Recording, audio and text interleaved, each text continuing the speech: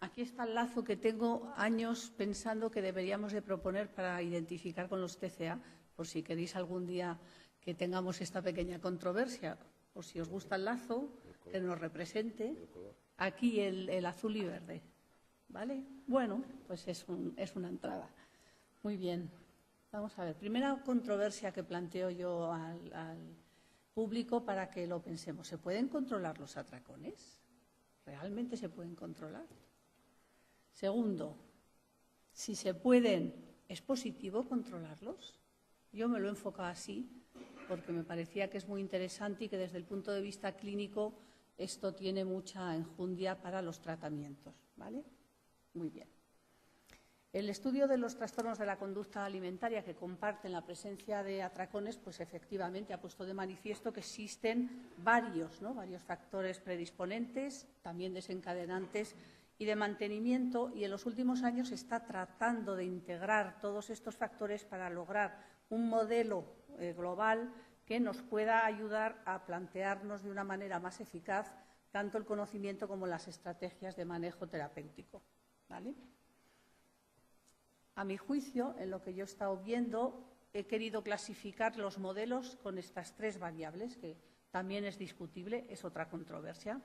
Podemos hablar de un modelo que subsume varios modelos de restricción atracón, de un modelo de bloqueo emocional que efectivamente también subsume otros modelos y que, digamos, estaría apoyado en la teoría del refuerzo negativo, y un modelo más de refuerzo positivo que, a su vez, subsume otros planteamientos teóricos de distintos autores.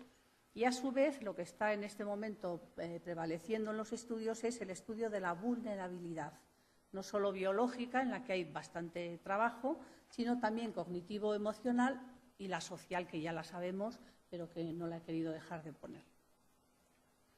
Bueno, en principio empiezo en la bulimia y en los estudios que se han hecho, y ya sabemos que se conocían estos síntomas desde la antigüedad, que fue Russell quien describió el trastorno y se incorporó en los sistemas diagnósticos, y el modelo que se propuso enseguida es un modelo que ha tenido una enorme influencia, en la que se ha destacado sobre todo la influencia social, la insatisfacción corporal como el desencadenante esencial de la bulimia. Eso fue un poco como el comienzo, ¿vale?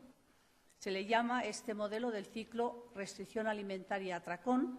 Es un modelo cognitivo neurobiológico, parte de la patología cognitiva, es decir, que las personas que tienen una internalización excesiva de los ideales corporales sociales, incapaces de conseguirlos, se produce una insatisfacción corporal, y esto está asociado con el atracón a través de la restricción, y ahí entran los factores neurobiológicos del comer menos o de una manera caótica, etcétera, ¿vale? Los atracones en este modelo son consecuencia de esta susceptibilidad tanto fisiológica o psicológica que va a seguir al periodo de restricción. Así que es un modelo que hace un hincapié fundamental en la dieta, en la necesidad de entender el atracón como consecuencia de esta dieta. Una de las cuestiones que produce, desde luego, la restricción es el incremento de hambre, y otra, muy importante desde el punto de vista psicológico, es el incremento del deseo. Bien, además el cuerpo intenta defenderse de la posible pérdida de peso, no hace falta ni siquiera tener pérdida de peso para que se modifique el umbral de saciedad. Y otra cuestión muy importante, sobre todo psicológica, es que las sensaciones, que es una cosa que no se suele decir, que las sensaciones que producen los alimentos son muy diferentes y no se pueden sustituir por otros para producir la saciedad del deseo. Es decir, yo siempre digo que no es lo mismo desayunar una tostada con mermelada que comerte unos cereales que te raspan la boca. Entonces, aunque sea la misma composición, las sensaciones interoceptivas que tú tienes, aquello que deseas, más el olor, el sabor, etcétera, configuran un deseo que no se cumple y que se queda ahí y que está incrementándose por haberse restringido. Ha habido muchísima investigación en este modelo, ha habido muchas investigaciones, y lo más llamativo es que ha influenciado enormemente cómo se hace el tratamiento de la bulimia nerviosa. Básicamente, la mayoría de la gente sabe cómo hacer el tratamiento según este modelo, ¿vale? Sin embargo, es un modelo que, aunque es necesario de considerar y de incluir, no es un modelo suficiente. ¿Por qué? Entre otras cosas, porque la altísima prevalencia, ¿no?, que hay de presión social para conseguir un cuerpo X y de insatisfacción corporal es prácticamente normativo en toda la población. Yo creo que ya, desde luego, femenina y parte de la masculina. Luego, eso no puede explicar que tampoco sea tan baja la prevalencia en TCA. Tiene que haber otras variables, ¿no? Ya les digo que ahora lo que más se está estudiando es la vulnerabilidad de tipo biológico, y luego hay una constatación tanto clínica como de investigación de que hay otros antecedentes de la patología del atracón, que no solo se da con dieta, sino que se da en otras situaciones. Numerosas pacientes bulímicas dicen que ellas no han tenido un periodo inicial de restricción y además manifiestan muchas veces que las razones por las que han comido ha sido más el estrés emocional que el hambre. Por tanto, esto ha llevado a desarrollar otros modelos teóricos, sobre todo el modelo que ha incluido el afecto negativo. En esos primeros años ya se dijo que no solo la dieta era ese factor, sino que había un afecto negativo en los pacientes y que estos también podían llevar a los atracones, ¿vale? Polivi es un autor muy famoso que trabajó esto, etcétera. Hay muchos, he elegido como algunos autores que son paradigmáticos, pero hay muchísima más gente que ha estudiado esta situación. De aquí surge un modelo que sigue siendo, dentro de este modelo de restricción atracón, que es el de Stiz, el famoso modelo del doble camino, afirmando que la restricción alimentaria y el afecto negativo o la combinación de ambos pueden iniciar los atracones. ¿Qué ocurrió con las investigaciones de este modelo? Que efectivamente se podían discriminar dos tipos de pacientes, unas que hacían dietas o restringían y otras que hacen dietas pero además tenían este afecto negativo.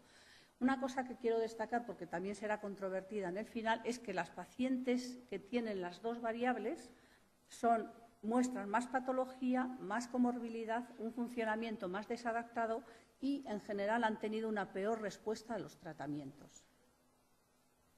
Bueno, luego se hizo una versión ampliada de este modelo del doble camino que postula que esta relación entre el afecto negativo y el atracón está mediatizado, no es una relación directa, sino que está mediatizado por una variable que que se encuentra en las pacientes, y es la falta de conciencia interoceptiva de los sentimientos personales, que además malinterpretan. Es decir, aquello que se siente como malestar se interpreta como hambre o necesidad de comer.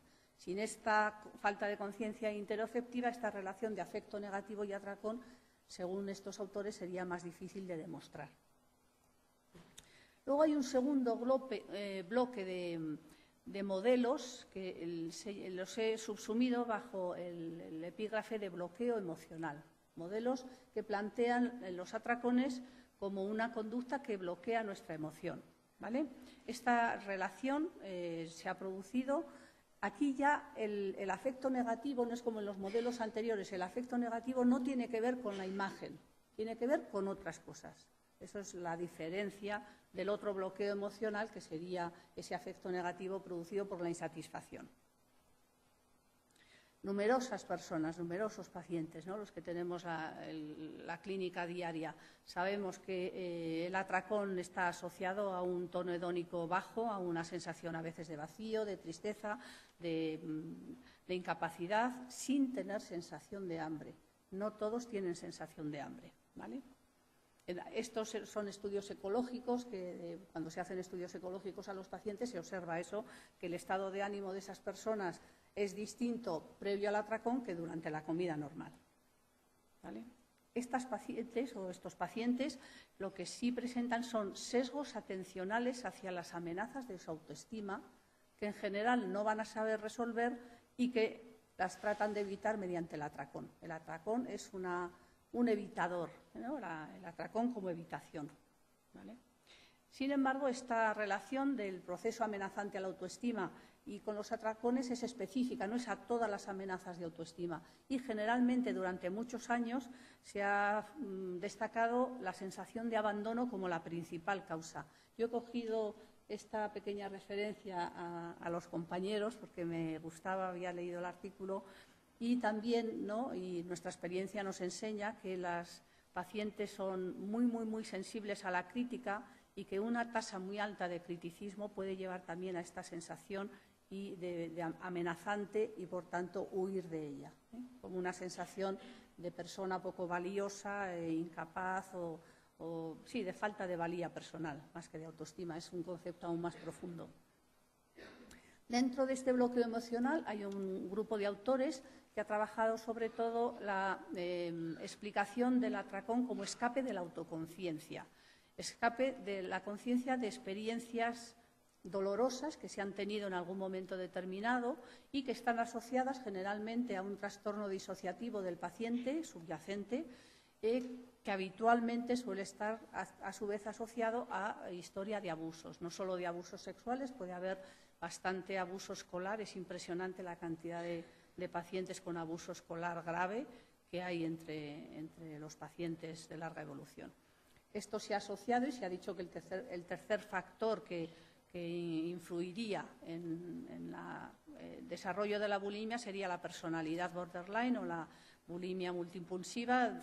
Señalo a los autores, pero no me voy a meter yo en la charla en la personalidad, porque he pensado que estaba un poco como dado por conocido.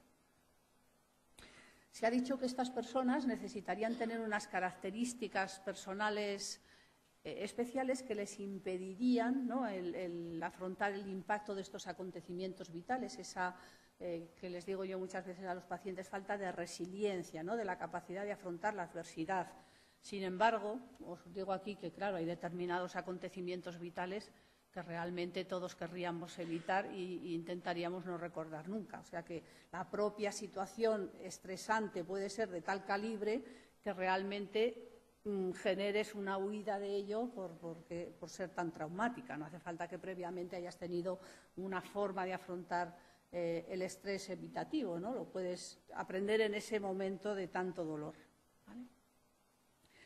Otro grupo también dentro del bloqueo emocional sería aquellos autores que han estudiado el atracón como relacionado con las dificultades de identidad. A mí me interesa mucho porque en nuestras pacientes lo vemos muy habitualmente, y se plantea eso, que el trastorno bulímico tiene que ver con la evitación de todos los temas que tenemos que afrontar cuando estamos planteándonos quiénes somos nosotros y qué cosas sentimos o pensamos, etcétera, y que eso nos asusta tanto que preferimos huir de ello, ¿no? La identidad, que ya saben, os lo pongo aquí, definida como esta percepción de unidad del yo en las diferentes situaciones en las que vivimos y como la persistencia de esta personalidad a lo largo del tiempo. Lo que se plantean los autores es que a estas personas el atracón les sirve para justificar el malestar. Yo soy bulímica, tengo atracones y esto me hace estar mal. En vez de plantearte, yo tengo una serie de conflictos de afrontamiento de quién soy, que son los que me producen el malestar. Entonces se desplaza el malestar a los atracones, se sufre por los atracones y lo otro queda totalmente silenciado, evitado y no conocido ni siquiera por ellas, ¿no? Un problema que ocurre en general en todos los seres humanos es que cuando intentamos escapar a estos temas de identidad, hacemos lo que se ha llamado una identidad difusa, que está muy asociada, en otros trastornos se ha sido estudiada, con las conductas autodestructivas. En ese sadorexia que dices, posiblemente estaríamos incluyendo a ellos ahí, ¿no? En un porcentaje relativamente elevado. Yo he puesto aquí un 25%, hay estudios incluso superiores de personas que efectivamente tienen conductas autolesivas, autodestructivas con el trastorno bulímico. Y este problema de evitar enfrentarte contigo mismo es no poder corregir la imagen que tienes de ti, imagen no solo física, sino psíquica, quién eres tú, y en algunos casos va a producir un gran aislamiento social, ¿vale? Como les digo, esta situación, esta identidad difusa no solo se da en bulimia, sino también en muchos trastornos que tienen conductas autolesivas. He puesto por recordar que una de las cosas más llamativas cuando conoces a los pacientes es que esa identidad difusa, pero también, sobre todo, al menos en la experiencia mía, es copiada. Es una búsqueda continua de la normalidad. Esto es normal, y yo hago normal. Es una necesidad de normalizarse sin ningún criterio interno que hace que en un momento determinado, cuando algo cambia, ¿no?, se produce una desestructuración de su personalidad y entonces se vuelve a los síntomas porque es el sitio, el espacio, ahora llegaremos a eso, el espacio de seguridad, ¿vale? He puesto de la coherencia central limitada porque yo siempre he pensado, y no le he hablado, igual lo he hablado alguna vez, que para mí muchas pacientes, no solo bulimia sino anorexia de larga evolución, tienen un perfil autista respecto a su propio ser. O sea, saben procesar la realidad relativamente bien, excepto la suya propia. Entonces, cualquier cambio en sí misma se pierde y ya no está esa realidad, es otra realidad, ¿no? Ya no sabes quién eres porque has cambiado el peinado, has cambiado la forma de vestir, o sea, todos los elementos externos le cambian su identidad y se siente nuevamente en una realidad que no conoce. La vuelta al trastorno nos da seguridad. En otros trastornos de la conducta alimentaria que comparten también en su psicopatología el atracón, lo mismo se ha puesto de manifiesto que existen estas dos situaciones, ¿no?, que se puede tener el atracón sin restricción y que siempre tienen una relación con el malestar emocional. Eso es lo que, ya os lo he dicho, en el trastorno por atracón, por ejemplo, hace más de 20 años, pues miré los estudios, digo, madre mía, si esto tiene más de 20 años, pues hace más de 20 años ya se decía que solo no llegaba al 10% de pacientes que habían empezado a tener atracones previos con una dieta previa, mientras que el resto habían empezado a tener atracones sin un periodo de restricción, ¿vale? En general parece que la pauta de inicio sería, en el trastorno por atracón, personas en adolescencia temprana que empiezan los atracones sin una ingesta restrictiva previa y personas más de la edad adulta que sí que empiezan los atracones después de varios años de restricciones, quizás de estos realizadores de dietas, ¿vale? Y a su vez, los pacientes con trastorno por atracón tienen estos dos subtipos iguales que el doble camino, unos que serían de solo dieta o restricción y otros dieta y ánimo negativo, y estos nuevamente, me interesa destacarles, tienen bastante más patología que los anteriores, ¿vale? Bien, en el síndrome del comedor nocturno, simplemente porque se ha encontrado una cierta identidad, sobre todo a partir de unos estudios que hace unos 10 años o así, ¿no, Tony? Más o menos hicieron en Noruega y Pensilvania y cogieron así como una cierta entidad que está asociado, como saben ustedes, a anorexia por la mañana y una hiperfagia por la noche. Más de la mitad de las calorías se comen a partir de la medianoche hasta las 6 de la mañana. Y se cree que está producido por la restricción y el incremento del estrés nocturno. Yo me he puesto aquí esta pequeña nota abajo porque he tenido cierta experiencia de que algunas pacientes bulímicas en su proceso de cambio se han convertido en comedoras nocturnas, es decir, más o menos durante el día hacen una anorexia, o sea, restringen la alimentación y luego los atracones ya son solo nocturnos, ¿no? Después, con estas creencias irracionales que pueden tener ellas de que voy a hacer dieta, no como, me meto en la cama y así ya no como, y entonces luego en el despertar se tiene el atracón. Bueno, como una cuestión para discutir también, ¿no? Se han estudiado los niveles de melatonina y de cortisol en estos pacientes y se ve esta relación, ¿no?, que hay menor melatonina por la noche en estos pacientes y mayor cortisol por el día. Y luego hay este modelo, que sería un modelo diferente en cuanto que no utiliza diagnósticos, ¿no? Es una posición un poco más radical, supongo que dentro de la parte psicológica. Y al ignorar los diagnósticos, lo que plantea es que el atracón es simplemente una conducta patológica que hay que tratar como cualquier otra conducta patológica, ¿vale? Y que está dirigida a conseguir una meta y no se plantea ningún diagnóstico. En este caso, en este modelo, se plantea que habría como dos dos posiciones del atracón, aquellas que están relacionadas con un estrés intrapersonal, como sería reducción del afecto o incremento de afecto positivo, y interpersonales, o bien para conseguir atención o para evitar socialmente se puede tener un atracón. Así. Dentro de los interpersonales quiero destacarles que el más importante ha sido el estrés asociado con las transiciones. He puesto transicionales, no sé si se dirá así la palabra, pero bueno, fundamentalmente ya saben que en esa transición a la edad adulta muchos pacientes hacen ese desarrollo bulímico. Y el tercer modelo es un modelo de refuerzo positivo, ¿no?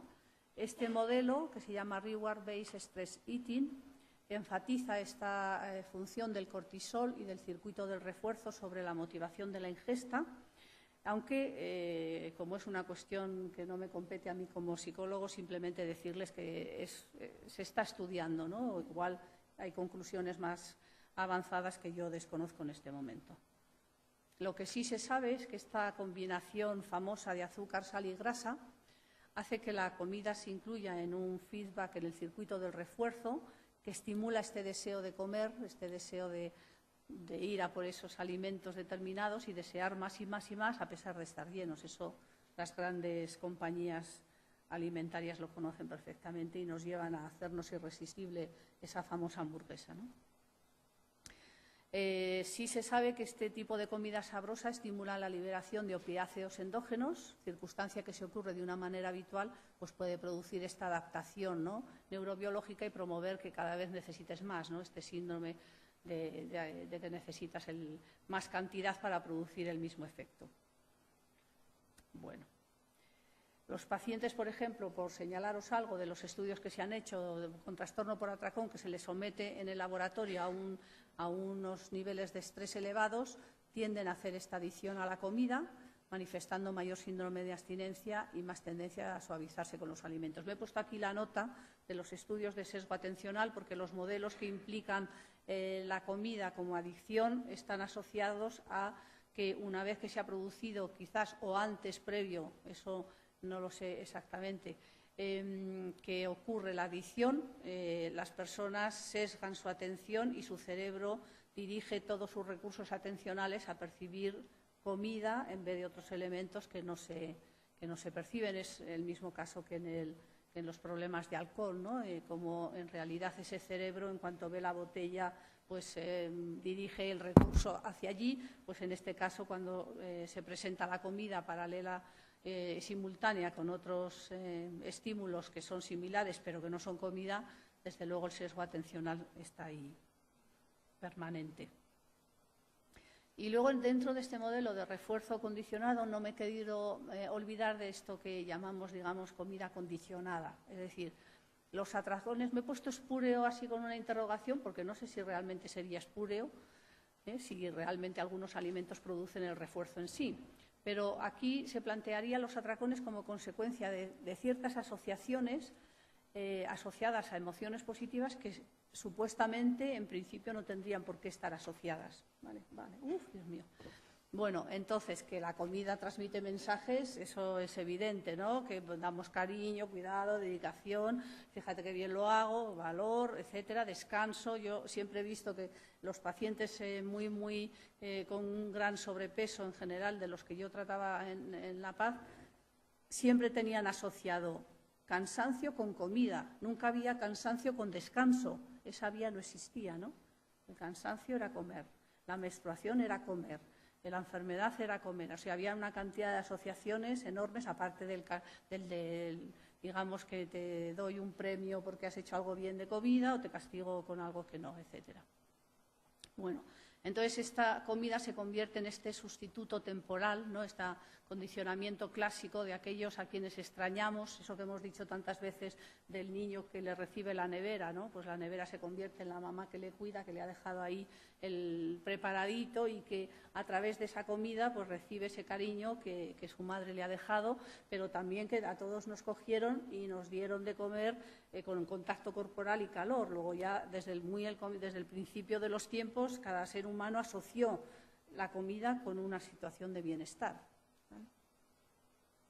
Bueno, entonces, a pesar de que están todos estos modelos y están descritos, lo que a mí me parece es que en general el tratamiento que se hace, o por lo menos como vienen las pacientes a nosotros, es este modelo únicamente de restricción a atracón. Y no se tiene en cuenta, primero, que el circuito cerebral que integra la sensación de hambre y saciedad no depende de estructuras corticales, son estructuras subcorticales fundamentalmente, por tanto no dependen de la fuerza de voluntad, que no es la fuerza de voluntad, que esto es un drama que nos encontramos con las pacientes, ¿no?, que vienen con el tema de que no tengo fuerza de voluntad, ¿vale? Y que además cuando se somete la comida a control voluntario, todos los mecanismos de sabiduría que tiene ese cerebro para regular la comida se fueron. Después, ¿qué más ignoran en esos tratamientos? Se ignora que la comida estabiliza a las pacientes emocionalmente. Y eso es importantísimo, porque en cuanto quitas el atracón sin haber tenido en cuenta eso, muchas pacientes tienen unos picos y unas situaciones emocionales incontrolables. Además que están encubriendo, que el atracón encubre cosas muy dolorosas y que no las hemos tratado y que de repente esa persona se queda sin nada, que tampoco tiene refuerzos alternativos y que además, pensando en la curva del refuerzo, pues imagínense, es mucho menos inmediato lo que le vamos a enseñar que el hecho de comer inmediatamente, ¿no? Este procesamiento paradójico del deseo, ¿no?, una vez que tú deseas algo, como el obsesivo, gracias que se paró aquello de la parada del pensamiento, una vez que tú tratas de parar un pensamiento o un deseo, ese deseo se incrementa. Esa función paradójica está ahí, entonces muchas veces plantear a una persona que controle el atracón va a ser el incremento del atracón, ¿no? Y aunque el modelo primero incorporaba el trabajo, o sea, el hecho de que hubiera una insatisfacción, habitualmente no se trata, se queda uno en lo cognitivo, más en lo conductual casi, ¿no? Una cosa ahí. Y bueno, entonces deja a las pacientes sin afrontar los temas amenazantes, no se estabilizan emocionalmente y con más deseos de comer. ¿Es posible, este posible empeoramiento es para todos? Pues eso es lo que les quiero decir, que a mi juicio, en lo que yo he estudiado y hasta ahora, hay dos grupos de pacientes y que los tenemos que discriminar. Un grupo menos grave, que busca autoestima en su imagen, pero tiene su personalidad, ¿vale?, aunque sea insegura. Una cierta capacidad de comprender lo que se le dice y además flexible y que más o menos con tiempo ayuda y con cierta estructura, sobre todo de lo que sería el organizar el caos alimentario y otros temas de autoestima, puede mejorar y mejora con eso. Pero hay un grupo más grave, yo he colocado 7 años o más de 3 tratamientos, porque, hombre, primero puede que no te guste, el segundo que sean unos mantas, el tercero, vaya, pero ya más de 3, que hayan sido los 3 malos, es de sospechar que algo hay también en esa persona que no se relaciona, ¿no? Estas pacientes son más graves, tienen más comorbilidad, más conductas autolesivas, peor calidad de vida, su situación es más deficitaria, muchas están en procesos de incapacitación y han perdido todas las relaciones, ¿vale?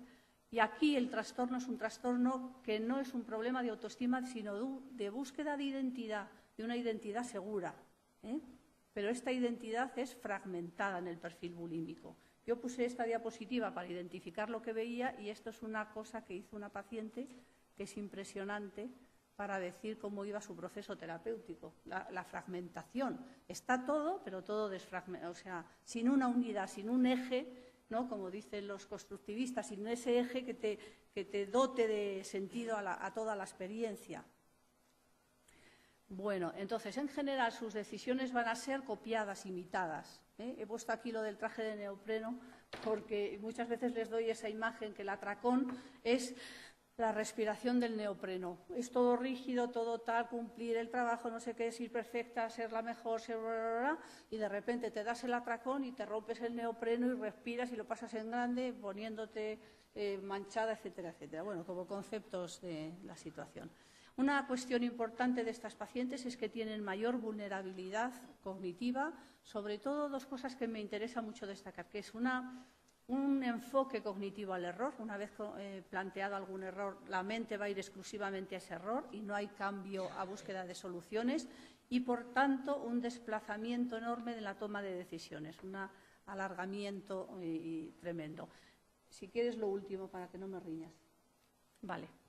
Lo más interesante que les quiero decir, que en estas pacientes, cuando se ha correlacionado esta, si quieren, cronicidad, esta dificultad de cambio, son asociadas a variables personales, que son ineficacia y conciencia interoceptiva. Mientras que el otro grupo, el que sale mejor, el que es más fácil, el que te da las alegrías de la mejoría, sí que está con la insatisfacción corporal y corresponde al primer modelo. Está más asociado el sentirse incapaces o paralizadas porque tienen miedo a perder esta delgadez o tal, pero las otras es algo mucho más profundo y mucho más complicado, ¿vale? Esto anterior. Las demás crónicos las hemos encontrado más rígidas, más ineficaces, más polarizadas y con una mayor distancia entre el yo ideal y el yo actual, ¿vale? La radicalidad, lo peor. Cuanto más flexible, mejor. Entonces, dos cosas, mayor complejidad cognitiva y flexibilidad, la autoconciencia, que es la complejidad, asociada al alivio dramático, porque si no, los tratamientos que se hacen con las pacientes tan complejas, que se les da mucha información y no se les ayuda a procesar emocionalmente esa situación, lo único que hacemos es empeorarlas, porque les incrementan las preocupaciones, aumentan la sensación de que son más tontas e ineficaces, se inadaptan y tienen aún más miedo a las conductas bulímicas. ¿Me queda una cosa más? ¿Un tiempo más?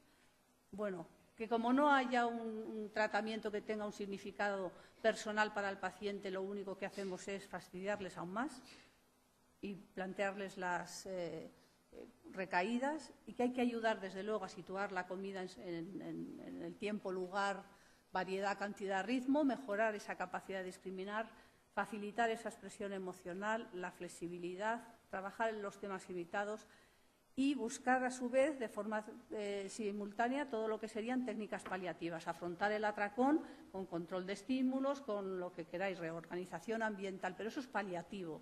Y mientras funciona lo otro, hay que ayudar en paliativo, porque a veces los atracones son muy peligrosos, pero hay que integrar estas dos partes, que esa es, a mi juicio, lo más complicado. ¿Cuándo hay que hacer más paliativo y cuándo más el trabajo personal para que estas personas salgan adelante? Ahí lo dejo. Muchas gracias.